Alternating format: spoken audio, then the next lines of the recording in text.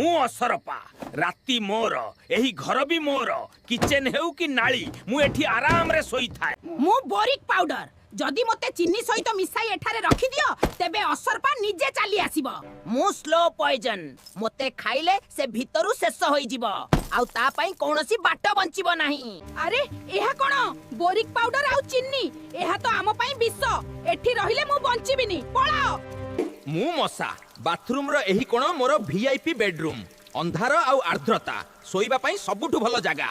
मु कपूर मते गरम पानी रे पकाई एठी रखि देले मोर बास्ना मसा पई विष पालटी जाए। ओ ना एही कपूर बास्ना नाक जळुची एही पवन रे मु आउ रही परिबिनी पळाओ एठू। मु पिंपुड़ी मिठा हेउ कि रुटी रो टुकुड़ा मु तुम खाद्य रे आराम रे सोई थाए तुमे तो देखि भी पारनी। मु हळदी जदि मते लुण सहित मिसाई छिंची दियो तेबे जियार रास्ता एठी बंद होई जिवो। अरे एहा कोन हळदी आउ लुण एठी चालिबा भी कष्ट कर खाद्य भी गला आउ निद भी गला।